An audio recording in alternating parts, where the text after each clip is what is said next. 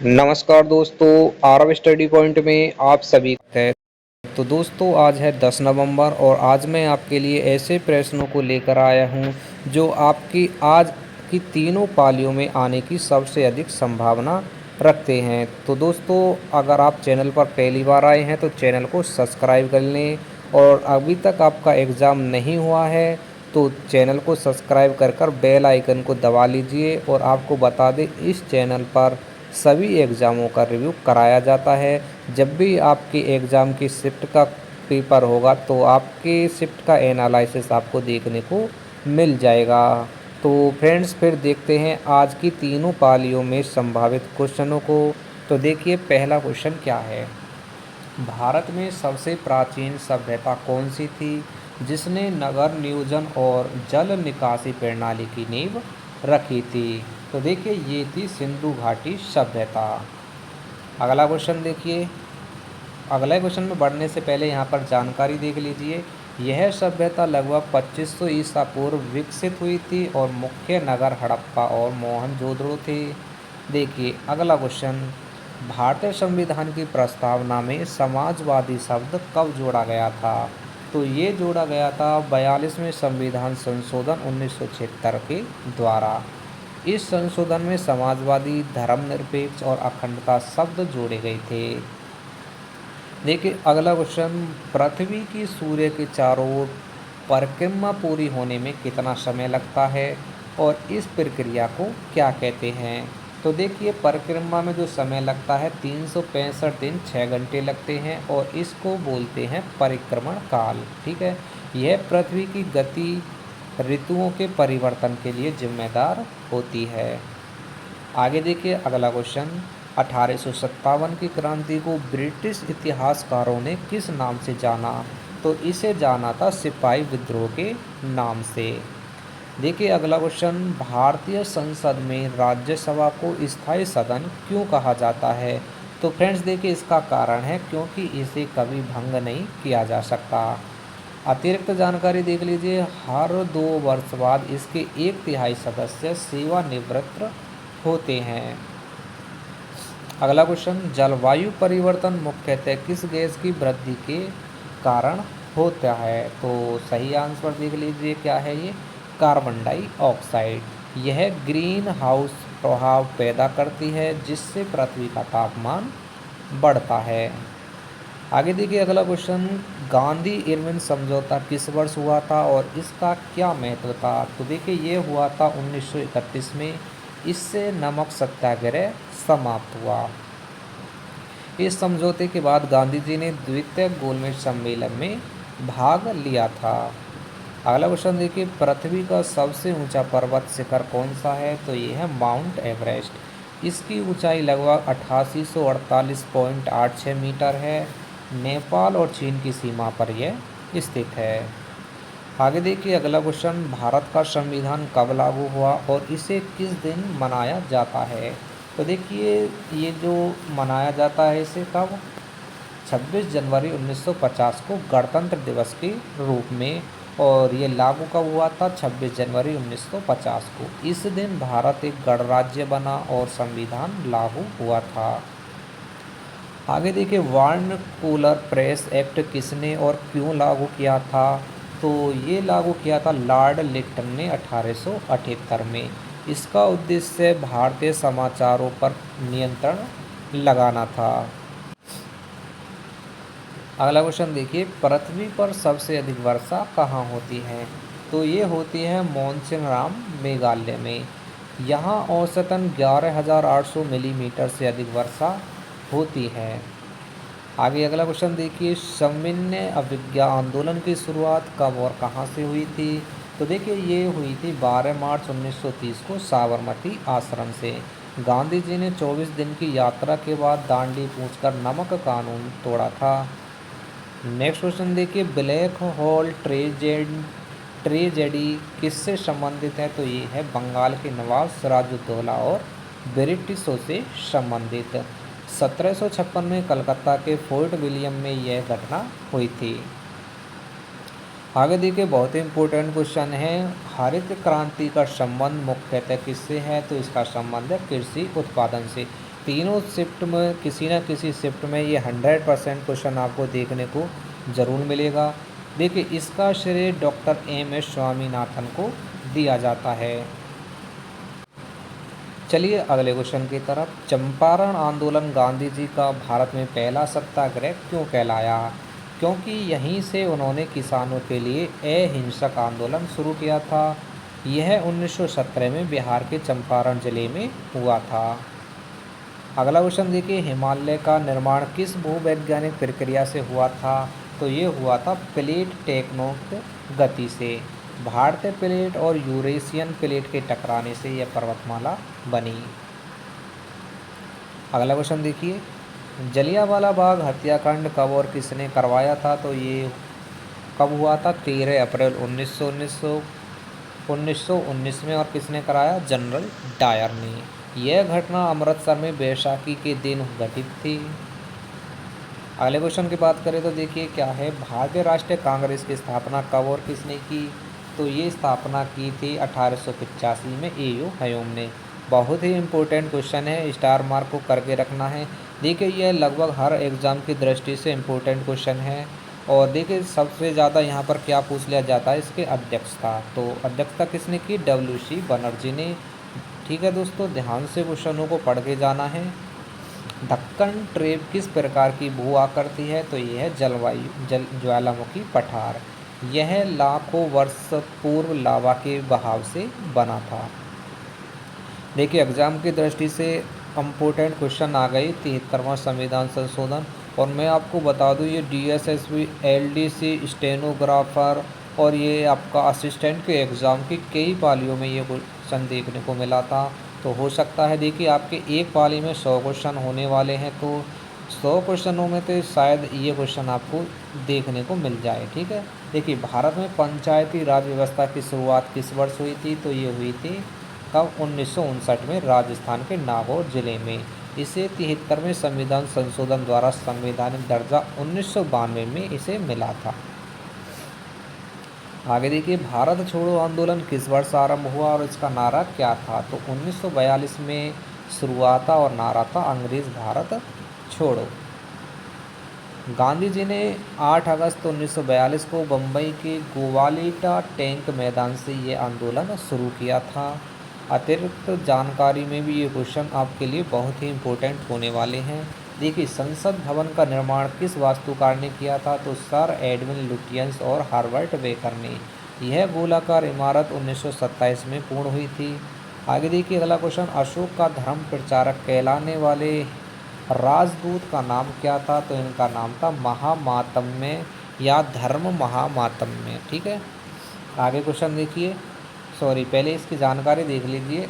अशोक ने अपने साम्राज्य में नैतिक जीवन और अहिंसा के सिद्धांतों का प्रचार किया था। आगे देखिए अगला क्वेश्चन है, भारत में नदियों को पूर्व वाहिनी और पश्चिम वाहिनी में कैसे बांटा गया है? तो प्रवाह दिशा के आधार पर। गंगा ब्रह्मपुत्र जैसी नदियाँ पूर्व वाहिनी हैं, जबकि नर्मदा ताप्ती और पश्चिमी वाहिनी है। ठीक है, तो देखिए फ्रेंड्स, आपको बता दें, देखिए ये इनमें से क्वेश्चन जरूर देखने को मिलेगा। और आपको बता दें, देखिए एक क्वेश्चन अभी नर्मदा नदी का क्वेश्चन आया था, उसमें MP पुलिस की परीक्षा में। ठीक है,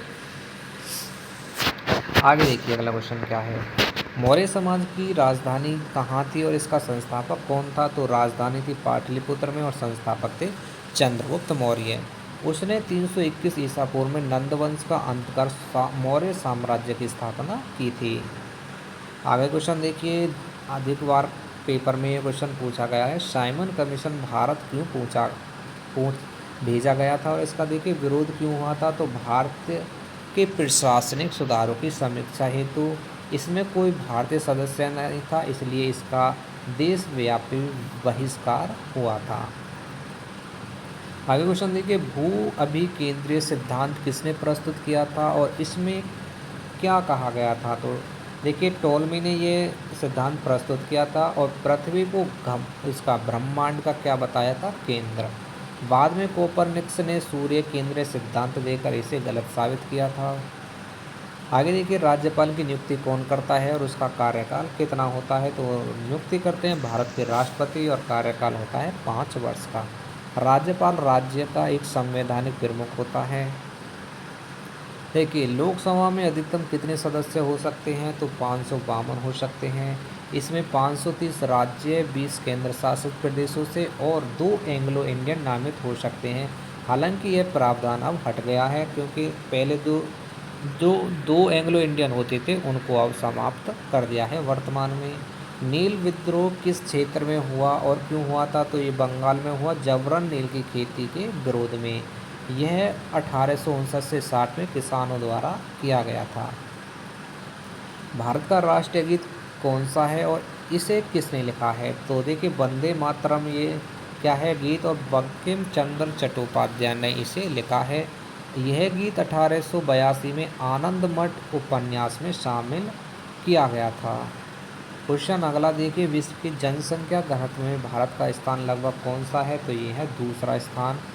और देखिए इसकी जानकारी, भारत में औसतन 464 व्यक्ति प्रति वर्ग किलोमीटर निवास करते हैं 2024 के अनुमान के अनुसार। गुप्त काल को भारतीय इतिहास का स्वर्ण युग क्यों कहा जाता है। तो इसका कारण देखिए क्योंकि इस काल में विज्ञान, कला और साहित्य का उत्कर्ष हुआ।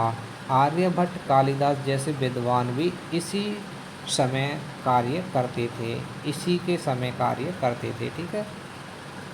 दांडी यात्रा की लंबाई कितनी थी और इसे पूरा करने में कितने दिन लगे थे। तो देखिए लंबाई थी दांडी यात्रा की 390 किलोमीटर और पूरा करने में पूरे 24 दिन लगे थे। गांधी जी ने 6 अप्रैल 1930 को समुद्र तट पर नमक बनाकर कानून तोड़ा था।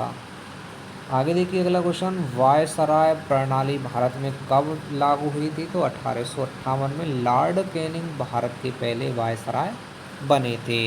फ्रेंड्स वीडियो में आगे बढ़ने से पहले आपसे रिक्वेस्ट करूंगा, अगर आप चैनल पर पहली बार आए हैं तो चैनल को सब्सक्राइब कर लें। और देखिए ये जो जितनी भी मेहनत करी जा रही है सब आप ही के लिए ही करी जा रही है।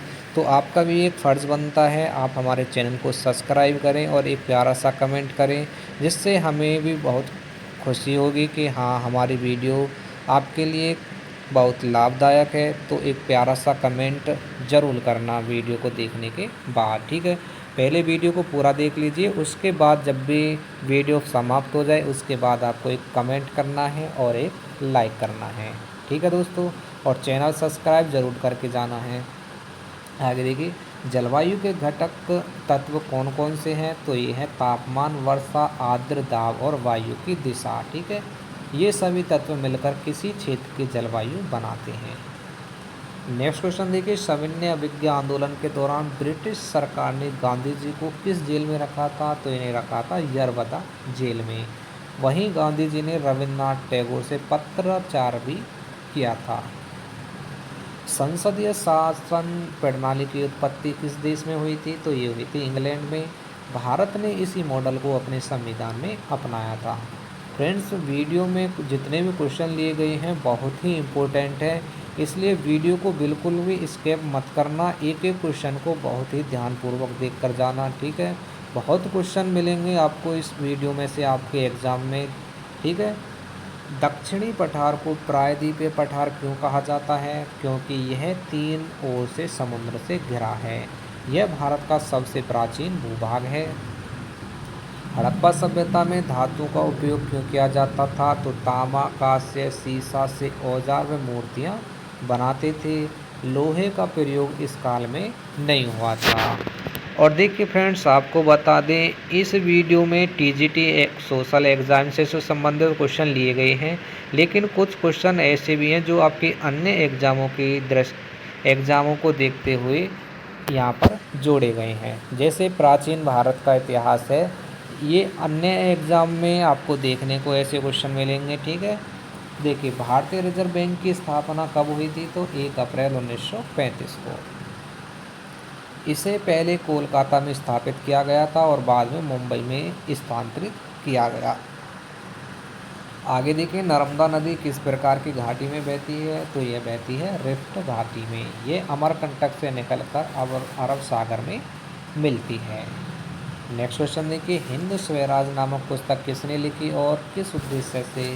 तो ये लिखी थी महात्मा गांधी ने स्वराज के विचार प्रसारित करने हेतु, और यह 1909 में प्रकाशित हुई थी। आगे देखिए अगला क्वेश्चन, ब्रह्म समाज की स्थापना किसने की? स्टार मार्क कर लेना क्वेश्चन को। राजा राम मोहन राय ने 1828 में, और इसका उद्देश्य मूर्ति पूजा और कुप्रथाओं का विरोध था। भारत का संविधान किसने तैयार किया और इसे कितना समय लगा था? तो B.R. अम्बेडकर ने इसे तैयार किया था, और 2 वर्ष 11 माह 18 दिन इसे तैयार करने में लगे थे। भारतीय सभा ने इसे जो 26 नवंबर 1949 को अपनाया था। आगे देखिए भूगोल का क्या क्वेश्चन है, पृथ्वी का झुकाव कितनी डिग्री का है और इसका क्या प्रभाव होता है? तो 23.5 डिग्री। इससे ऋतुओं का निर्माण होता है। यह पृथ्वी सीधी होती है, यदि पृथ्वी सीधी होती है तो ऋतु परिवर्तन नहीं होता। आगे देखिए स्वदेशी आंदोलन की शुरुआत किस घटना के बाद हुई? तो ये हुई थी बंगाल विभाजन, ठीक है, 1905 के बाद। इस आंदोलन में भारतीय वस्तुओं के उपयोग पर बल दिया था। संसद के दोनों सदनों की संयुक्त बैठक कब होती है? तो ये होती है जब दोनों सदनों में असहमति हो, और इसकी अध्यक्षता करता है लोकसभा का अध्यक्ष, ठीक है। बढ़ते हैं अगले क्वेश्चन की तरफ। भारत में मानसून किस दिशा से प्रवेश करता है? तो दक्षिणी पश्चिमी दिशा से। यह अरब सागर और बंगाल की खाड़ी शाखाओं में विभाजित होता है। आगे देखिए अगला क्वेश्चन, जल जंगल जमीन आंदोलन मुख्यतः किस वर्ग से जुड़ा था? तो ये जुड़ा था आदिवासी समुदाय से, और इसका उद्देश्य स्थानीय संसाधनों पर अधिकार सुनिश्चित करना था। अगला क्वेश्चन देखिए, ये क्वेश्चन आपका DSSB जूनियर असिस्टेंट की परीक्षा में पूछा गया था। फॉरवर्ड ब्लॉक की स्थापना किसने की और क्यों? तो ये स्थापना की थी सुभाष चंद्र बोस ने 1939 में, और इसका उद्देश्य कांग्रेस की क्रांतिकारी नीतियों को आगे बढ़ाना था। मुगल साम्राज्य का संस्थापक कौन था और उसने कहाँ से शुरुआत की थी? तो बाबर था इसका संस्थापक। पानीपत की प्रथम लड़ाई 1526 से शुरुआत की थी। आगे देखिए, वायुमंडल की सबसे ऊपरी परत कौन सी है? तो यह एक्सोस्फीयर। इसमें वायु के कण बहुत विरल होते हैं और उपग्रह इसी में घूमते हैं। बढ़िए अगले क्वेश्चन की तरफ, राष्ट्रीय गान को आधिकारिक रूप से कब अपनाया गया था? तो इसे अपनाया गया था 24 जनवरी 1950 को। इसे रविंद्रनाथ टैगोर ने लिखा था। आगे देखिए अगला क्वेश्चन, भूमि सुधार आंदोलन का मुख्य उद्देश्य क्या था? तो किसानों को भूमि का अधिकार दिलाना, ये इसका उद्देश्य था। यह आज़ादी के बाद के प्रमुख आर्थिक सुधारों में से एक था। आगे देखिए हिस्ट्री का क्या क्वेश्चन था, मॉडर्न हिस्ट्री का ये क्वेश्चन था, अलाउद्दीन खिलजी ने बाजार नियंत्रण नीति क्यों लागू की थी? तो सेना के लिए आवश्यक वस्तुएं सस्ती उपलब्ध कराने हेतु उसने दिल्ली में मूल्य नियामक नियुक्त किए थे।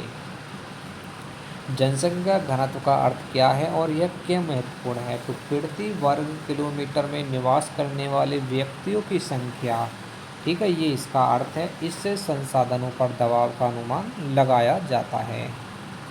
देखिए अगला क्वेश्चन क्या है। अगला क्वेश्चन है, मंगल पांडे का नाम किस विद्रोह से जुड़ा हुआ है? तो 1857 के विद्रोह से।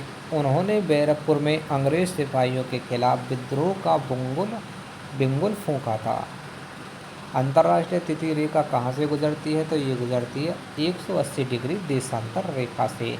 यह कालांतर का निर्धारण करती है और पूर्व पश्चिम तिथि बदलती है। भारतीय संघ का गठन कब और कैसे हुआ? तो 15 अगस्त 1947 को इसका गठन हुआ था, और उसी दिन भारत ब्रिटिश शासन से मुक्त होकर स्वतंत्र राष्ट्र बना। भारतीय राजकोष का संरक्षक कौन होता है? तो ये है भारत का नियंत्रक और महालेखा परीक्षक CAG। यह संवैधानिक पद अनुच्छेद 148 के तहत है। आगे देखिए अगला क्वेश्चन, सूखा किस प्रकार की प्राकृतिक आपदा है और इसके प्रमुख कारण क्या है? तो ये है जलवायु आधारित आपदा, और वर्षा की कमी इसके प्रमुख कारण हैं। यह कृषि और जल संसाधनों को गंभीर रूप से प्रभावित करती है। आगे देखिए अगला क्वेश्चन, राम मोहन राय को भारतीय पुनर्जागरण का जनक क्यों कहा जाता है? क्योंकि उन्होंने समाज से अंधविश्वास, सती प्रथा और जातिगत भेदभावों के विरुद्ध आंदोलन चलाया था और उन्होंने 1828 में ब्रह्म समाज की स्थापना की और शिक्षा सुधार पर बल दिया। देखिए अगला क्वेश्चन, दिल्ली सल्तनत की स्थापना कब और किसने की थी? तो 1206 में कुतुबुद्दीन ऐबक ने इसकी स्थापना की थी। यह गुलाम वंश का संस्थापक था और उसने कुतुब मीनार का निर्माण शुरू किया था। और देखिए पूरा किसने कराया था? ये पूरा कराया था कुतुब मीनार को इल्तुतमिश ने। आगे क्वेश्चन देखिए, पृथ्वी का घूर्णन किस दिशा में होता है और इसका परिणाम क्या है? तो पश्चिम से पूरब की ओर दिन और रात का निर्माण होता है। पृथ्वी को एक बार घूमने में 23 घंटे 56 मिनट 4 सेकंड लगते हैं। और देखिए अगला क्वेश्चन, दिल्ली दरबार का आयोजन 1911 में क्यों किया गया था? तो ब्रिटिश सम्राट जॉर्ज पंचम के भारत आगमन के अवसर पर, ठीक है। इसी दरबार में राजधानी कलकत्ता से दिल्ली स्थानांतरित की गई। आगे देखिए अगला क्वेश्चन, मुगल काल में अकबर द्वारा लागू दीन ए इलाही क्या था? तो ये एक नई धार्मिक नीति थी जो सभी धर्मों का समन्वय थी। इसे अब्दुल फजल के सुझाव पर 1582 में लागू किया गया था। फ्रेंड्स, आपको क्वेश्चन का लेवल देखकर आपको पता चल रहा होगा कि क्वेश्चन आपके एग्ज़ाम की दृष्टि से कितने इम्पोर्टेंट हैं। देखिए अगला क्वेश्चन, भू आकृतिक निर्माण में अपक्षय और निरपेक्षण की भूमिका क्या है? तो ये प्रक्रियाएं पृथ्वी की सतह को आकार देती हैं। अपक्षय से भूमि घिसती है जबकि निक्षेपण से नई संरचना बनती है। आगे देखिए अगला क्वेश्चन, रेलवे भारत में पहली बार कब और कहाँ शुरू हुई थी? तो 16 अप्रैल 1853 को मुंबई से ठाणे तक। इसकी लंबाई लगभग 34 किलोमीटर थी। देखिए अगला क्वेश्चन, सुभाष चंद्र बोस ने आज़ाद हिंद फौज की स्थापना कहाँ की थी? तो सिंगापुर में। और नारा था जय हिंद और तुम मुझे खून दो मैं तुम्हें आज़ादी दूंगा। ये किसका नारा था? सुभाष चंद्र बोस। राष्ट्रीय आय की गणना का दायित्व किस संस्था का है? तो केंद्रीय सांख्यिकी कार्यालय CSO का। अब यह सांख्यिकी और कार्यक्रम क्रियान्वयन मंत्रालय का हिस्सा है। सेन वंश का संस्थापक कौन था और इसका मुख्यालय कहाँ है? तो देखिए सेन वंश का जो संस्थापक था वो था, यहाँ पर मिस्टेक हो रहा है, सेन वंश का जो संस्थापक था वो था सामंत सेन। ठीक है, क्वेश्चन को याद करना ध्यान से, ठीक है, टाइपिंग में थोड़ा मिस्टेक है। देखिए ये इस वंश के राजा भल्लाल सेन ने कुलीन प्रथा की शुरुआत की थी। भारत की राष्ट्रीय जल नीति का उद्देश्य क्या है? तो जल संसाधनों का समान और टिकाऊ उपयोग सुनिश्चित करना।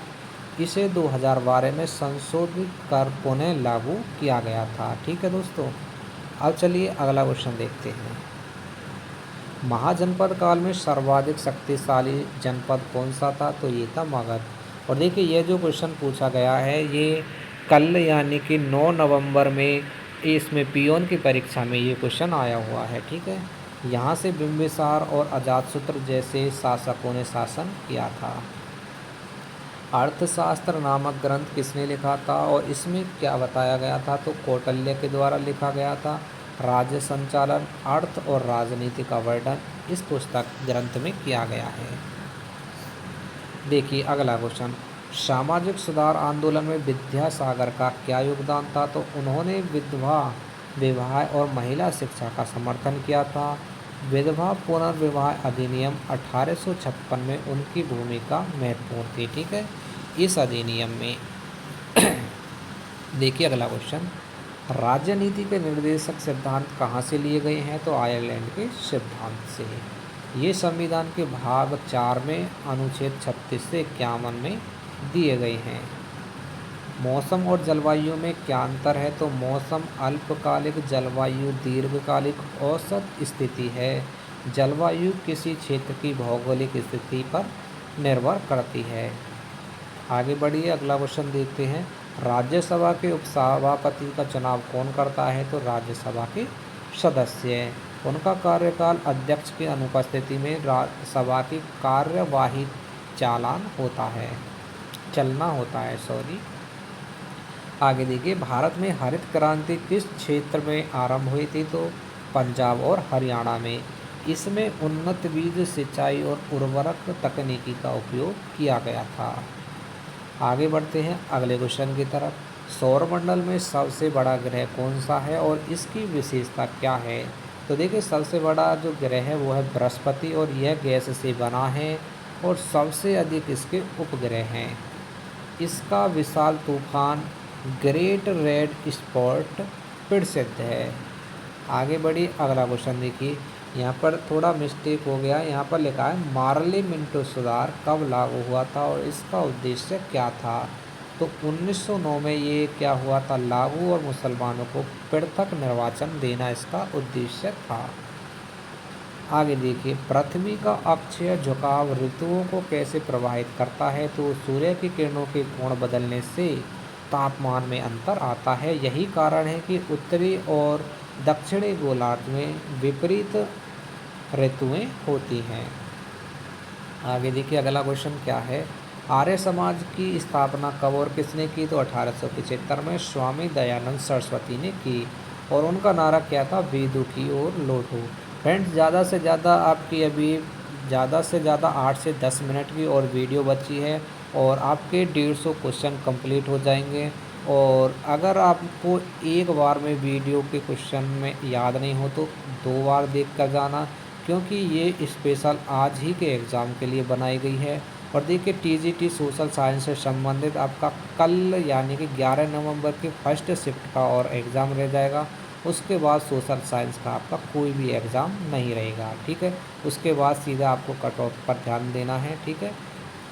देखिए, अगला क्वेश्चन, भारतीय संविधान में आपातकालीन प्रावधान कहाँ से लिए गए हैं? तो जर्मनी से, ठीक है। और अनुच्छेद कौन से में है? ये 352 से 360 तक, ठीक है। आगे देखिए, रविंद्रनाथ टैगोर को नोबेल पुरस्कार किस रचना के लिए मिला था? तो गीतांजलि के लिए। और कब मिला था? 1913 में, ठीक है। ये भी आपको याद रखनी है इसकी डेट, ठीक है। देखिए, अगला क्वेश्चन, यहाँ पर देखिए, अभी जो जानकारी दी थी मैंने बताया था वे 1913 में साहित्य के लिए नोबेल पाने वाले पहले एशियाई बने थे, ठीक है। उत्तरी मैदान किस प्रक्रिया से बने हैं? तो गंगा, ब्रह्मपुत्र और सिंधु नदियों के निक्षेपण से, ठीक है। और देखिए, अगला क्वेश्चन देखिए थोड़ा, पृथ्वी की सतह का सबसे बड़ा भाग किससे ढका है? तो ये ढका हुआ है जल से। और पृथ्वी की लगभग 71% सतह जल में है, जिसे नीला ग्रह कहा जाता है। आगे क्वेश्चन देखिए, वार्नाक्युलर प्रेस एक्ट का प्रभाव भारतीय समाज पर क्या पड़ा था? तो प्रेस की स्वतंत्रता सीमित हुई, जिसने ब्रिटिश शासन के प्रति असंतोष को और बढ़ाया था। अगला क्वेश्चन, विजयनगर साम्राज्य की स्थापना किसने की? तो हरिहर और बुक्का ने 1336 ईस्वी में की थी और इसका उत्कर्ष काल कृष्णदेवराय के शासनकाल में हुआ था। आगे देखिए, गांधी जी का असहयोग आंदोलन क्यों स्थगित किया गया था? तो चोरी चौरा हिंसक घटना के कारण, और यह आंदोलन 1920 में शुरू हुआ था। भारत के उत्तरी राज्य किस पर्वत श्रृंखला से घिरे हुए हैं? तो हिमालय श्रृंखला से ये घिरे हुए हैं। और देखिए, ये तीनों भाग हिमाद्री, हिमाचल और शिवालिक में बटा गया है, ठीक है। बढ़िए अगले क्वेश्चन की तरफ। देखिए फ्रेंड्स, आपको बता दें ये वन लाइनर क्वेश्चन आपके लिए इसलिए लिए जाते हैं, इससे आपको टाइम की बचत हो सके। वन लाइनर क्वेश्चनों में आप सीधे क्वेश्चन आंसरों को ही याद करेंगे, क्योंकि अगर आप वैसे क्लास को लेंगे तो कम से कम आपकी मैराथन क्लास ही हो जाएगी 10 से 11 घंटे की, ठीक है। तो हमारा उद्देश्य सिर्फ यही है, कम समय में आपको ज़्यादा क्वेश्चन कराना, ठीक है। देखिए, अगला क्वेश्चन, सविनय अवज्ञा का अर्थ क्या है? तो अन्यायपूर्ण कानून का अहिंसक उल्लंघन, ठीक है। गांधी जी ने इसे स्वतंत्रता संग्राम का प्रमुख हथियार बनाया। आगे देखिए, अगला क्वेश्चन, सामाजिक न्याय का उद्देश्य संविधान में किस प्रकार बताया गया है? तो समान अवसर और भेदभाव रहित समाज, यह प्रस्तावना और मौलिक अधिकारों में निहित है। आगे देखिए, राज्यपाल किस राज्य के लिए दो राज्यों में भी कार्य कर सकता है? तो ये है राष्ट्रपति की अनुमति से। ठीक है, देखिए गोवा और महाराष्ट्र के लिए एक ही राज्यपाल रह चुका है। भारत में औद्योगिकरण की शुरुआत किस नीति से हुई थी? तो पंचवर्षीय योजनाओं से। पहली पंचवर्षीय योजना 1951 में शुरू हुई थी। आगे देखिए, सौरमंडल का जन्म किससे सौरमंडल का जन्म कैसे हुआ माना जाता है? तो गैस और धूल के बादलों से। इसे नेब्यूलर हाइपोथेसिस कहा जाता है। बढ़िए अगले क्वेश्चन की तरफ। कायस्थ समुदाय किस कार्य के लिए प्रसिद्ध था? तो लेखन और प्रशासनिक कार्यों में।